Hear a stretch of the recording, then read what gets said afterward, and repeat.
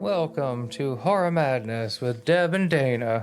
Tonight we are doing the OG Carrie 1976, directed by Brian De Palma, story by Stephen King. This is his first novel, his first movie adaptation, and it sets the fucking bar. Yeah, it's wildly good.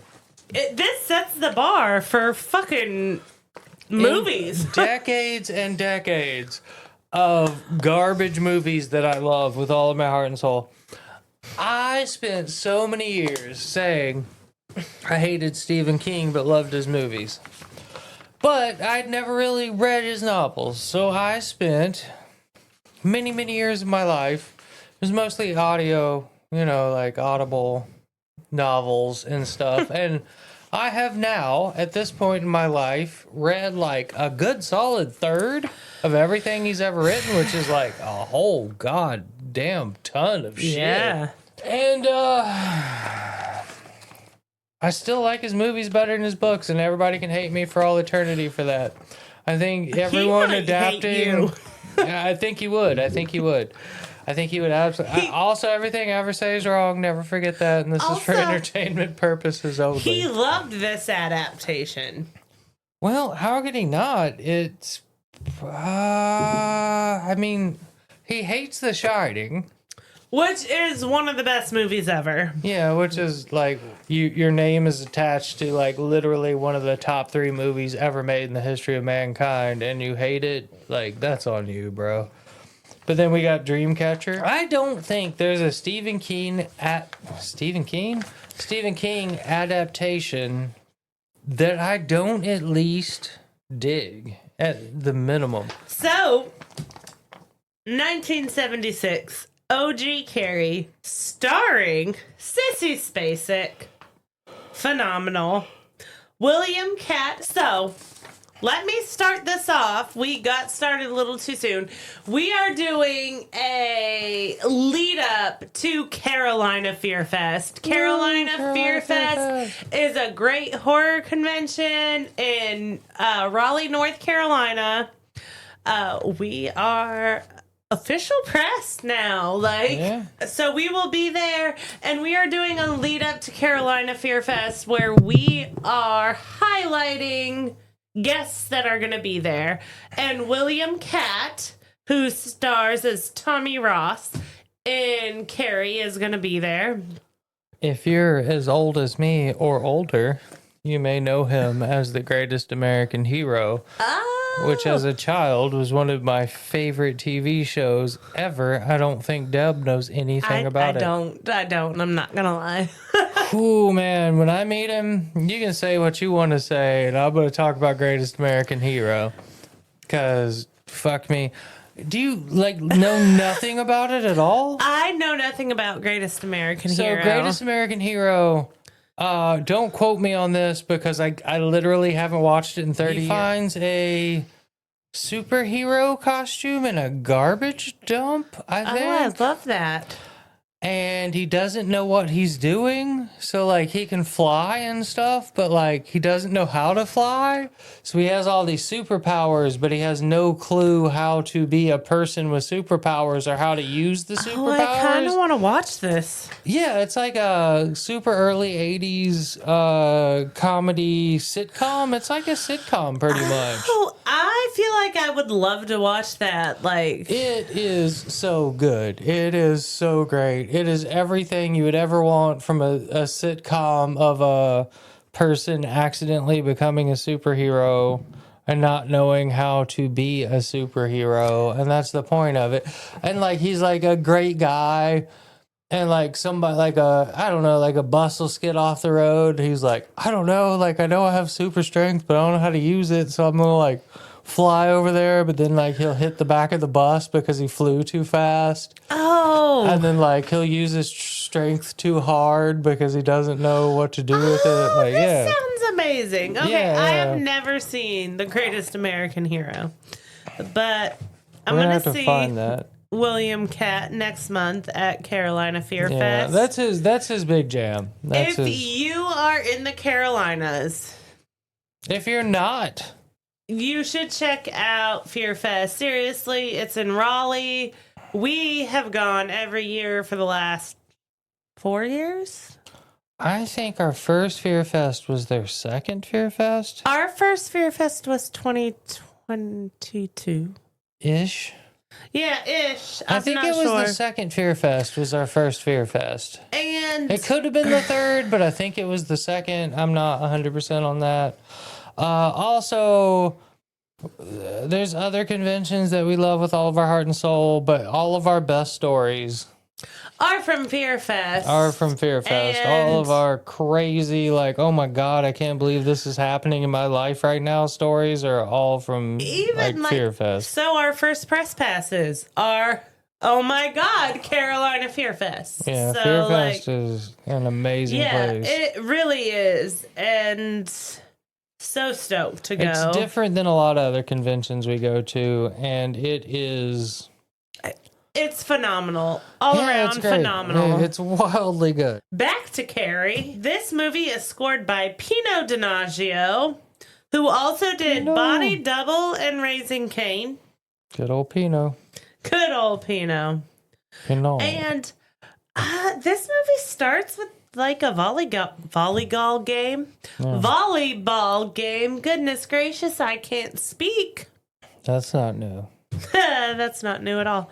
They're playing volleyball, and Sissy Spacek starts so strong. You can feel her uncertainty until she isn't well liked, and like she's missing the volleyball. I don't know. It's like the first scene, and you can feel the mood.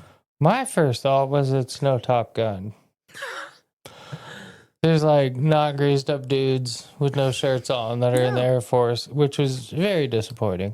I mean, and then she hits her in the head with her hat or whatever, the little asshole chick, and then I hate the stupid baseball cat, but yeah, I think that's one of the low points of this movie. I think this is one of the greatest horror films ever, like without question. There are several points that are just like, what the fuck were you doing? So like, especially in the 70s, late 70s, early 80s were rife with, you make a horror movie with 4 dudes that look identical and 3 chicks that you cannot tell apart. And this movie didn't really, like, you could tell everyone apart. Like, if she wouldn't have been wearing the baseball hat, like, she doesn't just look 100% identical to every other character in the movie. It was just, like, unnecessary, but also it was the 70s. Maybe they watched a couple horror movies and were like, oh my God, there's like 3 dudes in this movie and I literally have no clue who is who. They all look exactly identical to each other. Let's put Norma, and I remember her name though, so maybe it works. Yeah, I guess. So after the volleyball game, they go to the locker room scene for the credits. Oh man, this is... So never in high school... Man. I went to public high school. We didn't throw our clothes around like that or walk around so freely naked. I don't know why locker scenes are always like that. You've never been in a girl's locker room. We are all way too self-conscious to walk around with titties and bush flinging. So that's my thing. That never happened. You've never been in a girl's locker room. That never happened. I'm almost surprised this isn't a Video Nasty. You know, the banned movies in England and stuff, just because of the first, like, we're a minute and a half, we're like 90 seconds into this movie. There is more bush.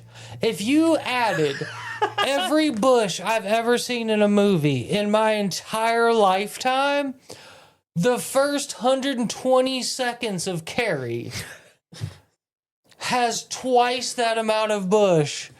And in like 15 seconds than every movie I've ever seen that's not porn combined. I'm honestly shocked that it's allowed to be in there for a 70s movie. Yeah. Like the ratings, I don't know how they worked way back then. I don't even know if the MPAA and stuff, like, it fully existed and stuff yet. But like, if I was an old man in a suit telling people what they can and can't have in their movie, I would be like, I don't know, man. That's a lot of bush. Feel like that's about 15 too many bushes. I don't know. Maybe I got lucky. We didn't make fun of people for getting their periods. I was not popular by any means, but like I said, I was a little goth bitch in high school. Maybe they were scared I was gonna like put a spell on them or something. I don't know. But the teacher slapped the fuck out of Sissy Spacek. Goodness gracious. She slapped the fuck out of so many people in that movie. 3 people she slaps and she doesn't just like tap them. She slaps the fuck out of them. Like, that was wild as hell. Did that happen in the 70s? Guess.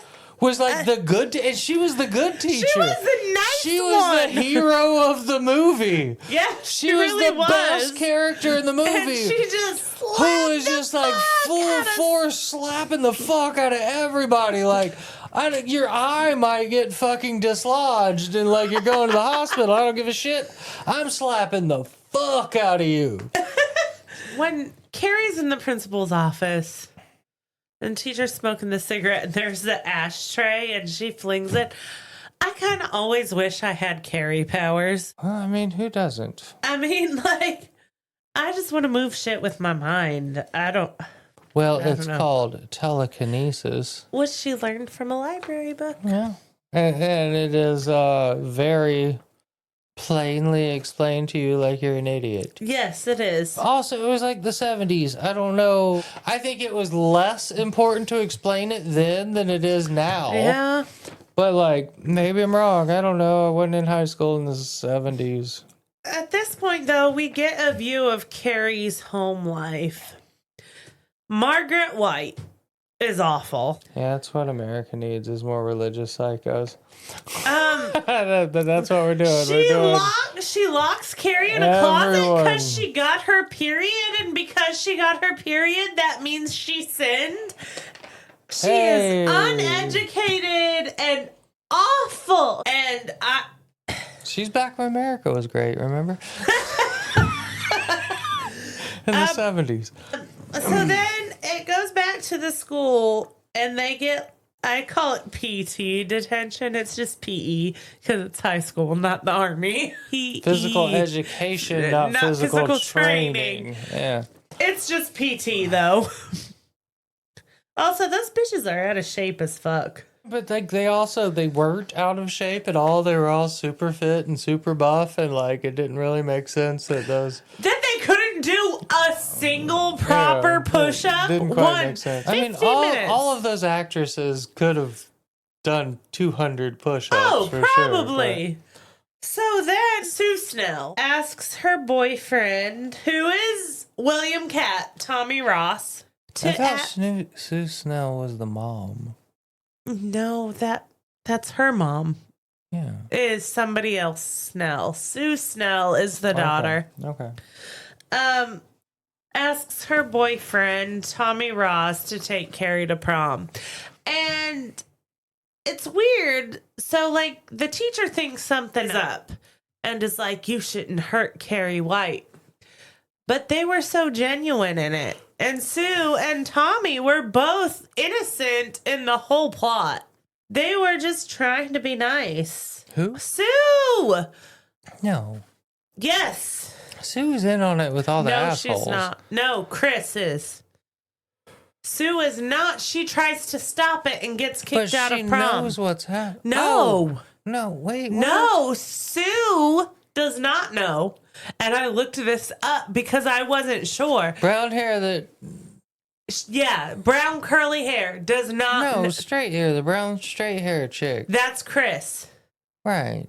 Sue is the girlfriend of the guy that takes Carrie to prom. Yeah, she's an asshole too. No. She's in on it. No. Well, we got different feelings about that. I think she Googled was it. friends with all of them. She was friends, but she felt bad about making fun of Carrie and asked when she asked. Still did it. There was a whole conspiracy. No, she tried to stop the pig blood from happening. That's why she ran to the stage and the teacher drug her out kicking and screaming. The girl that lives at the end had nothing to do with the rest of the plot. I disagree. She did. I looked it up. I don't care if you looked it up or not. I could not disagree more. I don't agree. You guys, tell us what you think. I've never not agreed with you about anything more. I think they both knew exactly everything that was going to happen. No. Like, if you are correct, there's nothing about this movie makes sense. If you are correct. Nothing that happens for 1 second in the entire movie makes sense. I see and understand what you're saying, but I also feel like they were genuine. No. And she tried to stop it. And even brought flowers to her grave in her dream. In her dream, there were red flowers with this whole stupid color thing that I'm not sure if it's even a real thing. We need to look deeper into it. I mean, I looked pretty deep. Like I did too, and I get Sue Snell. I get it, but like also like I don't know if that's a thing that was meant to be in this movie. So Chris, the main antagonist, asked her boyfriend to do something. We looked at each other and said the same thing. The clearest lines in the movie. Oh, yeah. Like, she's supposed to be like... They're at the drive-in, and she's like, I hate Carrie White. Please do something just for me. talking while her head's going up and down. And, like, clearly she could not possibly be talking. Yeah, no. Also, she got a... hey, let's give the throwback. Apparently, John Travolta's first film he ever made, Seriously, I totally forgot John Travolta was in this film. Had no clue he was in this movie. I've watched Carrie a lot of times. I don't remember John Travolta in it. Also, you can kind of tell it's his first film. I don't love him in it. Yeah. I love him in Grease. And then, like, I was also immediately like, wasn't Grease before this? Apparently, Grease wasn't before this. No, Grease was in 79. I didn't think Grease was his first movie, but I certainly also didn't think Carrie was his first movie. I didn't even remember him being in Carrie. Yeah. So Tommy Ross asks Carrie to prom, and she says no. And the gym teacher thinks something is up and tries to talk him out of it. So anyway, a new thing we haven't talked about yet. Okay, so... that we haven't talked about at all. Then they're going to to kill the pig. Oh. Guess what that pig place is called? The name of the place is the Bates Packing Company. Oh, it's Bates Packing Company and Bates High School. And Bates High School. And we've got the string... We've got the absolute ripoff of Psycho. The dude who did the soundtrack for Psycho was supposed to do the soundtrack for Carrie and died like a month or two before Carrie was made. Yes. So he left in the Psycho strings because, like, it wasn't, like, dude just died, like, right before he was supposed to score this movie. So he put a lot of Psycho nods and left the Psycho strings in because that dude was supposed to have done the soundtrack. He was. So Carrie's talking to her mom, and she tells her mom she wants to go to prom. And she stands up for herself and says, I'm not like you, Mama. I'm funny, and I want to be normal. She said, go to your closet. And Carrie was like, no, I will not. I can move things with my mind. Does she say that, or does she just do it? She says it. She says things are going to change, Mama. People can do this, and I can do it. And that's when she says, sit down and shut up, and throws her mom down on the bed with her mind. That's later. Oh. That's later. When she's first telling her she wants to go to prom. Oh, yeah. And she's like, things are going to change, Mama. Boy, do they. Yeah, they do. And then everybody's getting ready for prom. And Carrie goes into the drugstore and just is smearing those trial lipsticks all over her lips. And it gives me the heebie-jeebies because that is so fucking gross. the boys are trying on tuxedos and he wears the t-shirt tuxedo, the beak. And then there's Chipmunk talking and I don't know. Oh yeah, that was What the fuck? Is at that first supposed I to thought be there? I think it is. I think it's just a late 70s bad filming choice. It's a horrible filming choice. It is possibly the worst filming choice in a great movie I've ever seen. Where they just like speed up their conversation for like 45 seconds and it doesn't really make sense and doesn't need to happen. I think that was just a poor early filmmaking choice. It was awful. So then Tommy shows up to pick up Carrie, and that YouTuber made me think about a lot of things. Blue is pure, red is evil. Also, how many colors of cars were there in the 70s when this movie was made? Also, like, everybody pure wore blue, and Sue wore blue, and her boyfriend wore blue, and showed up in a blue car. He was not wrong. I'm not saying he was completely wrong, but like I also don't think that they spent as much time thinking about it as he spent. Well, he showed up in a blue car. He also said that just a regular 70s shower head was phallic. It was was. just like, yeah, sure, yeah, I mean, it is. it was. Also, it's just like what a shower head looked like back then. I think it was a little bit of a thing, but that's what I was saying earlier, and now we're repeating ourselves again with the whole, he kept saying that that green dress was blue, and it wasn't, it was green. I think it was a little bit of a thing, but I don't think it was as hardcore of a thing as he tried to make it be. Also, weirdly, one dude in the history of YouTube has done like 20 videos on Carrie. And then, like, nobody else. an Australian dude that we always end up watching every time we do a movie who, like, I don't dislike at all. Like, he's all right. I like that guy. Don't know his name. Don't remember his name. And I've watched, like, 100 videos he's made. It's just, like, 20 videos from one dude who looks like a Culkin. And then the Australian dude who might be from New Zealand. I'm sorry if I'm wrong. I don't know which one of those places he's from. So He's not a bad... Yeah, I like that guy, though. Tommy shows up to pick up Carrie, and Mama knows something's up, but she's awful, so she doesn't listen, and I wouldn't have either. She is horrible and monstrous, and I wouldn't listen to a word she says. She's an American. And then, as Carrie drives away, she says, "Thou shalt not suffer a witch to live." That is a moment. You skipped a little bit past. Carrie pushing her mom over with her mind. Yeah, twice, and the second time was just a repeat of the first time. Yeah. They didn't bother to film again. No, it was the same shot 2 times But in a row. also, both of the biggest lines, the most historical lines from this movie, are within 10 seconds of each other about her dirty pillows, and they're all gonna laugh at you. Yes, they're all going to laugh at you, which would be a great clip for a song.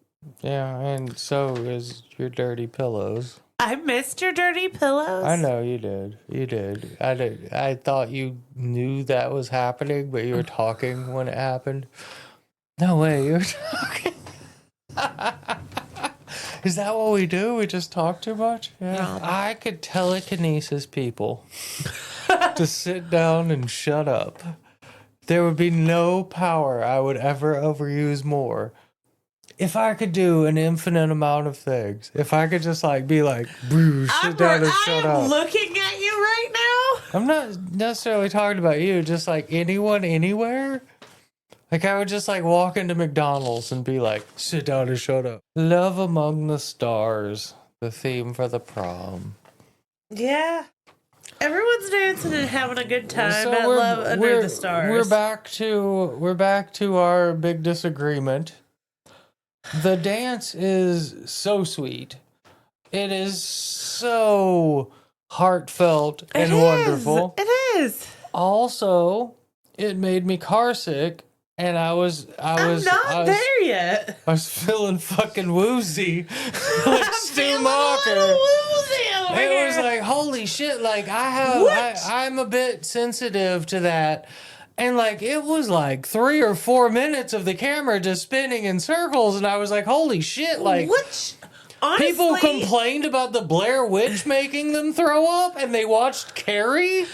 It is a great tension building trick because everything going on is so sweet, but it's spinning. And it was a great way to build that uneasy feeling physically in the viewer. Like, physically. Yeah, you literally feel sick because you're dizzy from them spinning for too long. And then, I think, immediately after that was my only slight on the movie. Like, I think this movie is incredible. It is. I think this is an absolutely, unbelievably amazing movie that's up there with, like, any movie, period. I think the downside was this scene right after that, where it's just like tension building for like 15 straight minutes, and it's just like, okay, we get it. Like, build tension. Like, tension needs to be built. Like, you need to build the... Oh my God, like, we're still just building tension? Like, Christ, the tension was built 5 minutes ago, and we're still just building more and more tension. I'm getting fucking dizzy. Move on from this scene. But I'm talking about after that. Like, that was, you're right, that was a good tension builder. It was 3 times longer than it needed to be. And then we've got 10 straight minutes of just tension building, and it's like... Man, I got it. Like, oh, but Carrie's Christ, mom, the tension has been built. Let's move on. Carrie's mom chops that carrot so angrily. It was bringing attention to the weapon that was going to be used later. I don't think it was supposed to be a phallic symbol. I don't think it was supposed to be anything. I don't think there was it was carrots. Like, everything vegetable shaped is phallic one way or the other. Why I don't think are it was vegetables so phallic shaped. I don't know. I didn't invent dick-shaped vegetables like that. Eggplant? Yes, like most vegetables. Every vegetable that isn't straight phallic could be a ball sack. Right, so that's why I'm like, no, that's ridiculous. It's every not vegetable is phallic shaped. That's again not a phallic thing. Like, that's a vegetable thing. A vegetable. They're bringing attention to the weapon that's going to be used later. I agree. There's nothing phallic about anything. Giger was phallic. Everything's just penises and vaginas. There's nothing that's not a penis or a vagina. I don't think there is a penis in this movie. There's just a bunch of bushes. There's a lot of bushes. But even that isn't very sexualized. It isn't. No, it isn't. There is that. It's just to show puberty and stuff. The shower scene with Sissy Spacek at the beginning is a little sexualized, but I think it was just to show puberty because she was. Yeah, it was a literally about to get her period. Puberty allegory. Yes. Is that the right word for that? Yes. Sure, it is now. And if it's not, fuck you, it is now. I just changed the dictionary. So. Was it a metaphor? Was it an allegory? She is chopping at that carrot for no reason. But it's to draw attention to the weapon. The knife that she hides and stabs Carrie with later. It has nothing to do with penile and ballots vegetables. Are getting collected by the girl in the baseball hat. Who wears a baseball hat to prom? Norma. Yes, I only remember her because of her baseball hat. Well, I don't think it would have mattered if she was wearing a baseball hat or not. Anyway, yeah, that's a digression. Ballots are getting collected by the girl who always wears the baseball hat. And surprise, surprise, they won prom queen and king. And for a brief moment, Carrie looks so happy. Oh my God, it's beautiful. I knew what was about to happen, but I found myself smiling with little tears in my eyes where, like, the music was heartwarming. So I think that's what makes this a great movie. And I guess maybe it's Sissy Spacek. I'm not sure what's going on.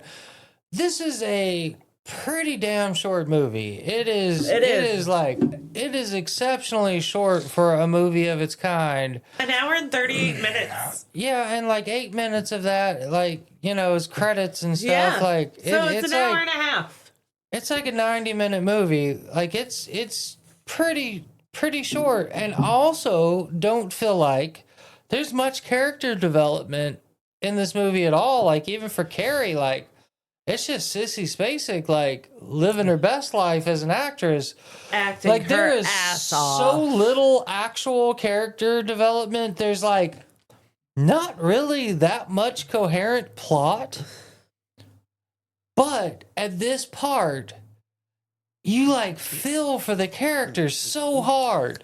Like Yeah. so hard. Like I feel like any other movie would have needed 15, 20 more minutes of character development on Carrie for you to even consider giving a crap whether she lived or died or anything that was happening to her. And like, you're just like at this point, like if you don't feel things at this point, like you're not human. I felt for Sissy Spacek in her first scene. It is no wonder she was nominated for awards for this. Like, Yeah, no, not at all. Like, she is phenomenal. Like, yeah, I think top tier. Top think fucking tier. she overacts a bit, but like I don't think she does at the same time. It's wild to see someone overact and then like finish the movie and be like, I don't know, did she overact? I don't know, she didn't. She like brought it. Like she was perfect. She was. I think if she wouldn't have been in this movie and somebody else would have been, Oh, it wouldn't have mattered. This no movie one would have not. liked this movie. No one would have watched this movie. It wouldn't be. It would be. Stephen King wouldn't be on the map. This is his first novel, his first movie adaptation. It's also like I just think as a movie, like if Sissy Spacek wouldn't have been in this movie, I don't think that this movie would matter as much. No. Sissy Spacek brings it. Everybody brings it, except this was John Travolta's first role. Yeah, that's wild. Yeah, And everybody. I don't love him in it. Everyone is a wildly good actor, like crazy, wildly good, except for John Travolta. I do not love him in this movie. I don't like his accent. I don't like the way he is. I don't like anything about John Travolta in this movie. He's forgettable as fuck in this movie. Yeah, which is why I forgot that he was in this movie. He's that remember forgettable. he was in it. He's kind of his character for Grease, if that character couldn't act. So I think this is one of my biggest takeaways during the 30 minutes of tension building. So much tension building. In the 70s, in the 90s, right now, if a bunch of high school students tried to rig that situation up, there is zero chance of that working. No. Putting a bucket on a rafter held by a piece of fabric that at the bottom is a rope, but it's not a rope higher up, it's a piece of fabric. I don't know. I wouldn't have noticed if tension wasn't built for 15 straight minutes. So everybody notices the fabric falling. She's getting crowned prom queen, and the fabric falls. I don't know what the fabric's supposed to be. I know what the rope is, because then it goes to Sue watching her boyfriend get crowned prom queen, and she's so proud, and then she sees the rope and is like, holy shit, something's going on, and runs and tries to stop the whole thing from happening because Sue is not in on it. Yes, she is. And so is the greatest American hero. Then the gym teacher, he gets knocked the fuck out by the bucket. He gets killed by a 1/10 of a pound aluminum bucket. If I drop this on your head, you're not going to knock out. This is not an aluminum bucket. This is a plastic I piece think it of weighs lipstick. the exact same amount as that aluminum bucket. Let me throw it at your head. Throw it at my head. Do it. Oh, God. I'm dead. Anyway, I'm dead now. I am deceased. You're not dead until the fire. I'm deceased. Sue notices the bucket, and the teacher notices the cloth and falling, and there's more buildup. And Sue tries to stop it, and Carrie notices what's going on, and then bam, pig blood. We ain't even got to the pig. He dies after the pig blood. Yeah, he dies in the Somehow fire. that bucket doesn't fall for like another 2.5 minutes. I gotta say, we went and saw Carrie the musical at a small theater here. I was a little scared that they weren't going to use like spattering blood and they were going to use glitter or something. Yeah, we had a big conversation beforehand with some friends. Jeremy Reeves. Hillary. And Hillary, about what they would use because we didn't think that they would actually do blood. They fucking did blood. They did blood. They didn't skimp at all. They did probably Shout like out 10 to times. Theater of the Republic in Conway, South Carolina. They did 10 times more blood than's actually in the movie, probably. Yeah, it was beautiful. Yeah, it was great.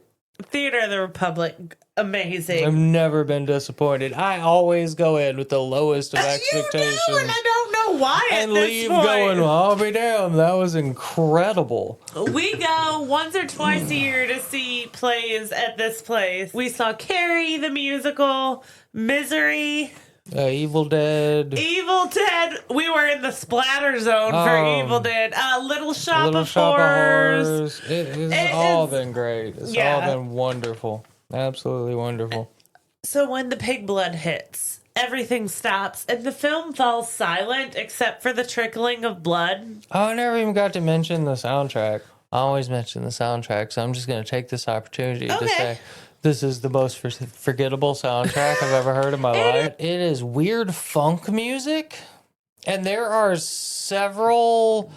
It's almost Benny Hill level. And there are several moments where it's like yakety sax almost. But like you don't even remember that because it's that not worth remembering. It's not good. So when the movie stops and you hear the blood trickling, that's when the bucket hits Tommy in the head.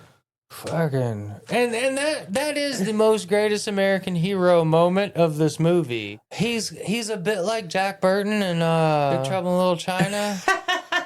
Where he's like, he's the hero, but he's not the hero. Yeah. That's kind of what the whole show's about. And after it hits him, there's like a whirlwind of laughter and like more spinning. So much spinning. And she's seeing things and hearing things that have been said to her. And then doors start slamming and lights are red and you can feel Carrie's rage. That's part two. That's part two. Yes, which the rage. should have been called Carrie to Blood Boogaloo. Blood Boogaloo. But it wasn't called that. It was called Carrie to the Rage. I think Carrie 1 is the rage. This is a real coming of rage movie. Yeah. Oh, I see what you did there.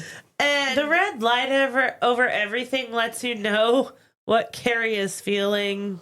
And hoses are dousing everyone. And what appears to be water, but is probably gasoline because everything is just setting on fire. Well, no, it's water. It's the water with water. the electricity. Which I know. like just doesn't quite make sense, but like It is whatever. Total chaos.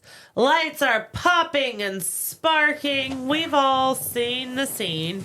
Yeah, doors slam and everybody. And let me tell you, the way Sissy widens her eyes and doesn't blink for the last 10 minutes of the movie, it's iconic.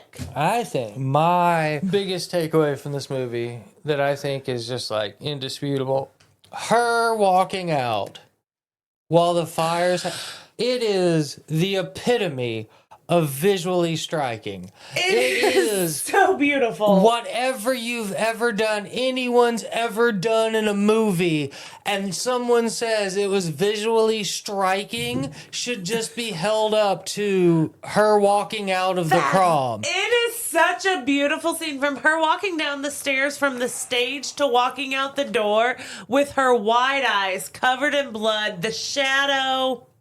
Yes, that's what visually striking is. That is what cinematography is. It is. She is covered in blood, surrounded by fire, and then the doors slam. It's fucking, baby, you are right. It is like one of the most beautiful scenes in any movie ever. Yeah, like, you just don't get better than that. You get equal to it, which is, you know, like Apocalypse Now, and like there's other movies that are equal to it. Even gigantic, hundreds of millions of dollars bigger movies don't have a better scene than that. Like that is peak. It is one of my favorite scenes in horror movie history. You don't You don't get better than it. Yeah, You don't. You don't get better. That's top. Then we got her almost getting run over and turning around at the last second and mind flipping the car over. Oh, which is also beautiful. Which was very cool, but like cars just don't blow up like that. But No, and her eyes are still wide and she's not blinking as she walks down the street. so I think, in my opinion, if I would have directed this movie, not written the book, but directed this movie, that car when it flips over and it explodes, which I guess Carrie, like, I don't know, maybe had a hand in that, which like explains it. That car should have exploded, and then she should have walked away from that because then all the rest of the bad guys are dead. I think credit should have rolled. I hate mopping up in like almost every The movie. last scenes are awful in this. Out of thousands of movies I've seen in my life, and they like almost always have mopping up, and that's a thing. That's a thing in comic books and screenwriting and movies and TV shows. And like, just quit it. Quit it. Yeah. I don't care how many dudes in suits in Hollywood say you have to mop shit up. Quit it. That should have been the end of the movie. She should have walked away from that car exploding. Credits should have rolled, and your imagination can let you imagine what the end of the movie is. You don't need your hand held that much. I think had they ended the movie when she was walking out of the prom, it would have been way more impactful. So I get what you're saying, but still the real villains of the film were still alive, and I don't think they could have ended it with the real villains getting away. Yeah. I think, that would have been a good ending if they would have died inside, but they didn't die inside, so I think that car should have flipped and exploded. They get outside? Credits roll. Instead, we get why the mom was chopping the carrot. I don't know. Also, they could have just died inside. It never showed them get out. It never showed. I guess they just weren't there. I don't know. They were there. They pulled the cord on the pig blood. They should have died inside. It was a completely unnecessary scene. This movie's great. Don't ruin it. It is a great fucking movie. Also, when her mom hops out from the behind the door and hugs her and then stabs her, and she pulls all the knives in the house towards her mom with her mind, and her mom gets pegged up in the crucifix. You ain't pegging me up. Her mom got... Anyway, so when the mom is coming at her with the knife, and again we're spinning in circles, and it's like it is total. So much spinning in circles. It was total Ted Raimi, and it was total Evil Dead vibes. Her mom looks like in the original Evil Dead when the girlfriend is like doing ballet and stuff. Like if she would have just had like red on her cheeks and like overdone makeup, carrying the knife with the camera like coming from down straight up into her face. Yes. Which, like, I don't know, maybe Sam stole that from this. Like, also kind of makes sense. So you bring up Evil Dead. I'm gonna bring up the newest Evil Dead movie. Sissy Spacek and the chick from Vikings have the same eyes. The fuck does that have to do with Evil Dead? She's in the newest Evil Dead movie that just Who came is? out. Alyssa Sutherland. Her and okay. Sissy Spacek look strikingly similar. And wow, I never thought about that, but yeah, I she would have made a good Carrie in like some kind of remake. They look a whole lot alike, actually. I never thought about that till like this very second. They do look I thought of that earlier today. Yeah. I was like, holy shit. Yeah, I didn't. Alyssa Sutherland could have played Carrie. So yeah, the rest of my notes are our argument. No, I have a whole lot more notes. So, her mom gets pinned to the wall in the shape of a crucifix, nodding to her extreme religious beliefs. And that was a fair killing. I'm not mad at Carrie for killing her mom. That was fair. She was awful and abusive. And, tried to kill her. There's the whole thing about the novel Boulders Rain Down.